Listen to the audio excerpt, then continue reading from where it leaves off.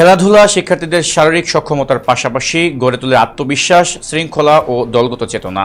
সেই চেতনাকে ধারণ করেই জুনিয়র স্পোর্টস ক্লাবের উদ্যোগে রাজধানীর শামসুল হক খান স্কুল অ্যান্ড কলেজে অনুষ্ঠিত হয় মিনি ওয়ার্ল্ড কাপ ফুটবল টুর্নামেন্টের গ্র্যান্ড ফাইনাল। এবারের ফাইনালে মুখোমুখি হয় ফুটবল পরাশক্তি আর্জেন্টিনা ও ব্রাজিল। শ্বাসরুদ্ধ করে এই ম্যাচে 1-0 গোলে ব্রাজিলকে পরাজিত করে আর্জেন্টিনা শিরোপা জয় করে। খেলাটি উপভোগ করতে শিক্ষার্থী, শিক্ষক ও অভিভাবকদের মাঝে ছিল ব্যাপক উৎসাহ উদ্দীপনা। করতালি ও উল্লাসে মুখর হয়ে ওঠে পুরো মাঠ।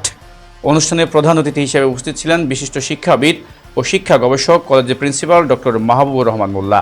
বিশেষ অতিথি হিসেবে উপস্থিত ছিলেন ঢাকা বিশ্ববিদ্যালয়ের পরীক্ষা নিয়ন্ত্রক জনাব বাহালুল হক চৌধুরী এবং লেকচার পাবলিকেশনের ডিজিএম জনাব কামরুল হাসান। এছাড়াও প্রধান শিক্ষকবৃন্দ, প্রিন্সিপাল মহোদয়ের বিশেষ প্রতিনিধি, প্রশাসনিক কর্মকর্তারা খেলোয়াড়দের উৎসাহ প্রদান করেন। খেলা শেষে অতিথিবৃন্দ বিজয়ী ও রানার্স আপ দলের খেলোয়াড়দের হাতে ট্রফি, মেডেল ও সম্মাননার ক্রেস্ট তুলে দেন। অতিথিরা শিক্ষার্থীদের মানসিক ও শারীরিক বিকাশে খেলাধুলার গুরুত্ব তুলে ধরেন। পুরো খেলা জুড়ে প্রাণবন্ত সঞ্চালনায় ছিলেন জুনিয়র স্পোর্টস ক্লাবের সম্পাদক ও অল ক্লাব কোঅর্ডিনেটর জনাব মোহাম্মদ উমর ফারুক মোল্লা।